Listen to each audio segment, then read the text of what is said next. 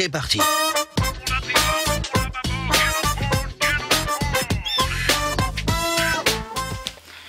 Salut tout le monde, aujourd'hui on se retrouve pour une nouvelle vidéo et on va parler de l'artiste le plus vendu au monde, l'artiste français le plus vendu au monde. Je te laisse tout de suite avec un genre de petit clip qu'il a réalisé, je te mets juste des extraits pour que tu vois ses apparitions dans les médias, un peu tout ce qu'il a fait, les domaines auxquels il a touché. C'est pas Richard Orlinski ça? L'artiste français les plus vendus dans le monde, Richard Orlinski, imagine des sculptures contemporaines.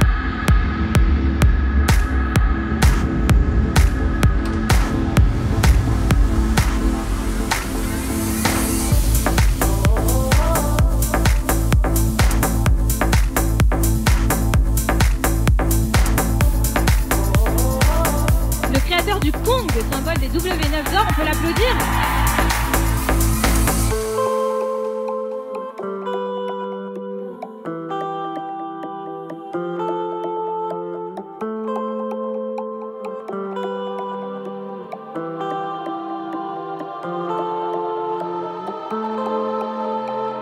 Parce que c'est pas des statues, c'est des sculptures.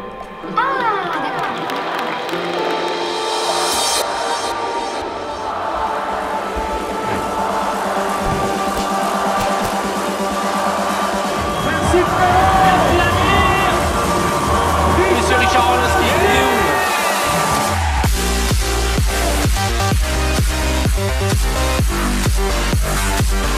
Voilà. C'est le loup! Oh la merveille! La merveille! Vraiment de récolter le maximum de fonds pour le télé. Passion will never die. Donc, comme tu l'as deviné, on va parler aujourd'hui de Richard Orlinski. Alors, Richard Orlinski, c'est un artiste que j'adore énormément et c'est pour ça que je tenais vraiment à vous faire une vidéo sur lui. D'ailleurs, j'ai lu un de ses bouquins, enfin son bouquin, Pourquoi j'ai cassé les codes. C'est un peu sa biographie et tout. Alors, Richard Orlinski, c'était quand il était ado, tu vois, il aimait beaucoup la sculpture. Sauf que c'est un peu quelque chose, tu vois, qu'il a refoulé comme ça. Et donc il a arrêté d'y penser. Il a commencé à construire sa carrière dans différents mondes. Enfin, il a un peu, tu sais, genre une carrière, je sais pas, en Lego, tu vois. Il a touché à différents trucs. Et au final, il était devenu rénovateur d'intérieur. C'est-à-dire qu'il rénovait des maisons. Et c'était vraiment un homme d'affaires. À un moment, il a eu une espèce de saturation. Parce qu'il en avait marre de son travail. Ça lui permettait pas de créer suffisamment. Et il se sentait mal en fait, si tu veux. Il s'est rendu compte que sa vie ne lui correspondait pas, que ça avait pas de sens pour lui. Donc sur le plan personnel et privé, il a dû assumer le fait et la décision qu'il a fait d'arrêter son métier et de se consacrer à la sculpture. Genre un rêve qu'il a eu quand il était enfant. Donc il s'est consacré à la sculpture. À partir de là, il a commencé à travailler dans des ateliers avec des gens, des professionnels de la sculpture, etc. Pour apprendre à faire sa première sculpture qui est un alligator ou un crocodile, je sais plus, enfin c'est un peu la même chose. Je te le mets là, quelque part, voilà, je te mettrai l'image. Et en fait, cet alligator, pour lui, il est vraiment très symbolique parce que il représente à la fois de l'énergie et de l'agressivité. Et la couleur rouge, c'est vraiment une couleur pour Orlinski qui est très importante. Enfin, il adore cette couleur et pour les mêmes raisons, pour la question d'énergie et d'agressivité.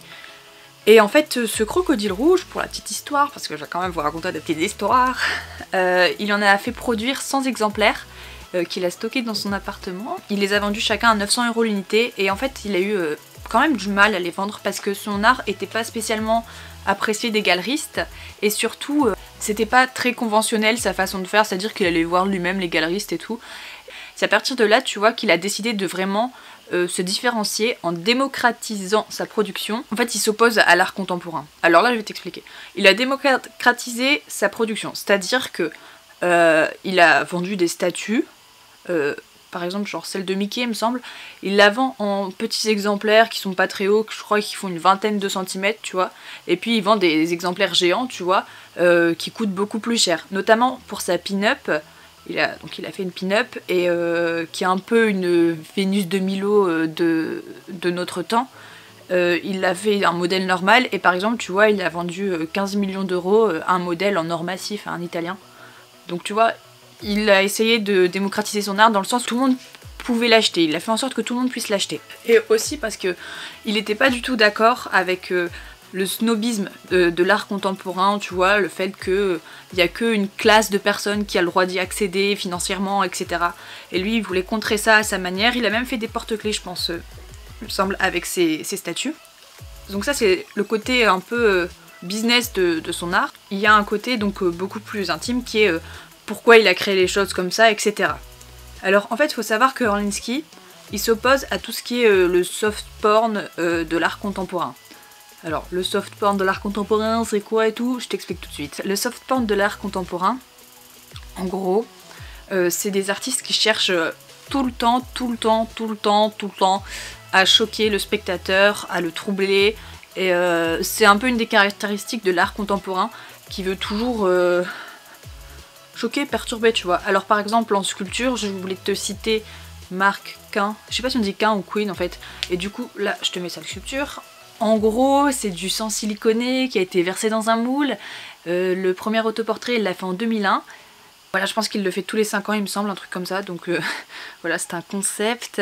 Après, dans le même genre, enfin, genre choquant, t'as Damien Hirst, je vais te mettre un truc là, c'est genre Mother and Child Divided. Voilà quoi, c'est particulier. Et en fait, c'est des artistes qui reçoivent énormément de critiques et tout. Et en fait, le fait qu'ils choquent, tu vois, c'est ça qui fait leur buzz. Orlinsky, il s'oppose totalement à ça, il est pas du tout d'accord. Lui, ce qu'il veut faire, c'est juste s'exprimer personnellement à travers ses sculptures. Tu vois, par exemple, à chaque fois qu'il sculpte un animal, il le fait pas pour rien, parce que cet animal a réellement une vocation pour lui, et que c'est quelque chose qui lui tient à cœur, tu vois, il va pas forcément faire une libellule. Il aime beaucoup les animaux qui dégagent de la force, tu vois, de l'énergie, comme les ours, les gorilles et tout. Il y a même un dinosaure qui l'a fait, qui est incroyable dans la démocratisation de sa production, tu vois. C'est que, par exemple, tu vois, elles sont dans des stations de ski maintenant. Elles sont commandées par des Chinois. Lui, en fait, il veut juste s'exprimer ce qu'il est lui, et faire ressortir quelque chose qui vient de lui.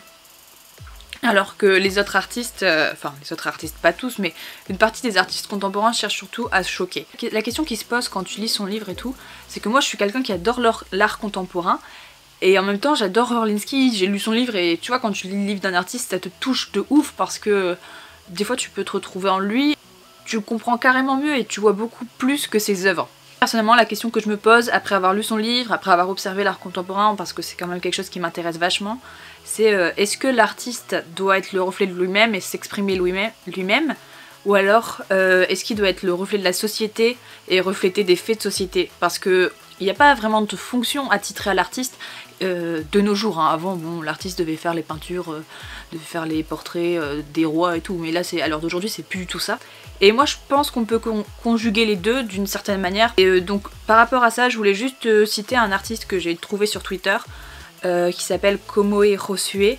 Je vais te mettre genre son Twitter ici, des petites œuvres par-ci par-là. En fait, lui, sa conviction, tu vois, c'est que il a remarqué, c'est une personne noire, il a remarqué que les personnes noires étaient sous-représentées dans les peintures quand il va au musée, etc.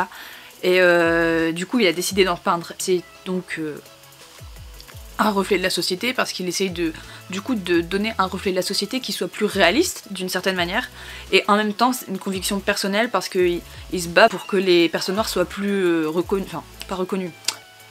représentées dans la peinture. Voilà, c'était un peu ma conclusion, je voulais faire une ouverture sur lui et tout. Ensuite, je voulais juste vous dire que juste après, il y a un petit son d'un gars que je connais de Twitter et tout, vachement sympa, donc il y aura genre 30 secondes du son, je vous mettrai son lien en Je vous mettrai son lien en description. Là, je vous laisse, je vous fais des bisous. Hop, les bisous sont toujours très rapides avec moi. Et je m'en vais à la salle et tout. Donc, bonne soirée. Si je pars demain, ne pleure pas. S'il y a flamme d'espoir, éclaire-toi. Le cœur après la pluie comme le fleuve déborde. On veut coudre le maillot du monde avec les liens qu'on tisse. Retrouve mon côté cartésien dans tout ce désordre. J'avancerai loin, vive mes rêves et quoi qu'on dise. Fallait gagner sans être premier, fallait taffer sans les primes. Tout ça te fait la peau comme l'épiderme en les primaires. Pour retrouver la couleur, lumière se divise dans le prisme. Et le sablier s'écoule comme le temps passé dans nos lettres. Des chiffres et des lettres de l'ordre binaire. Des banalités qui sortent de l'ordinaire. Fatalité comme un sort.